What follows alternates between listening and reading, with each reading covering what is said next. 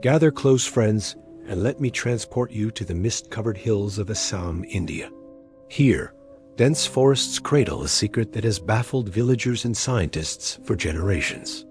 This is the story of Yatinga, a small, serene valley tucked away in the shadowy embrace of the boreal hills. But don't let its tranquil beauty deceive you. Yatinga carries a dark and chilling mystery, one that has earned it the ominous name, the Valley of Death for Birds. Long ago, Yatinga was a peaceful village, home to the Dimasa tribe, a community deeply connected to the land. The valley, with its lush greenery, was a paradise for anyone seeking solitude. But then, something strange began to happen, something that would forever change the fate of Yatinga and thrust it into the realm of the uncanny. It all started on a moonless night around the turn of the 20th century. As darkness fell, villagers noticed a sudden and unsettling increase in activity above them. Birds, hundreds of them, were flying erratically, diving headlong towards the village lights. It was as if they were bewitched, drawn to the lights in a suicidal frenzy. The birds would crash into the ground, lifeless, or lie dying on the streets, their wings beating one last, desperate flutter. At first, the villagers were terrified.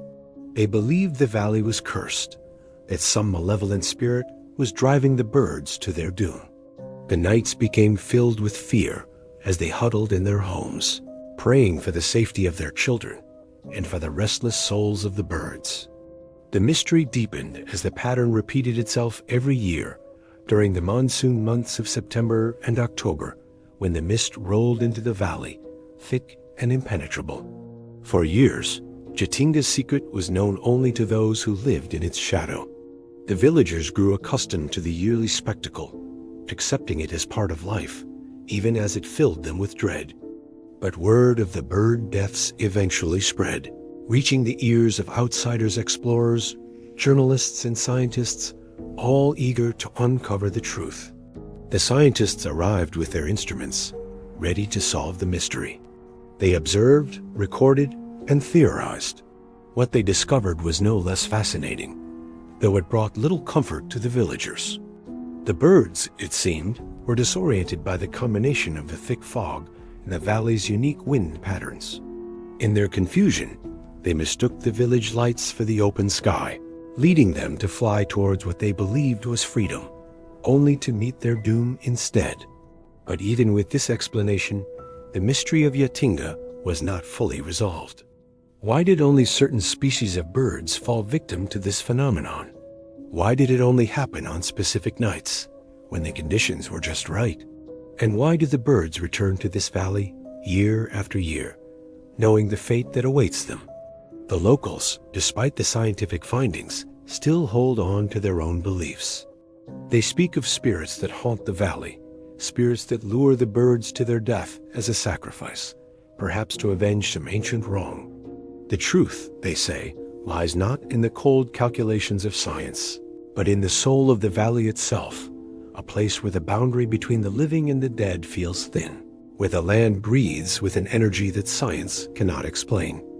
Today, Yatinga is both famous and infamous.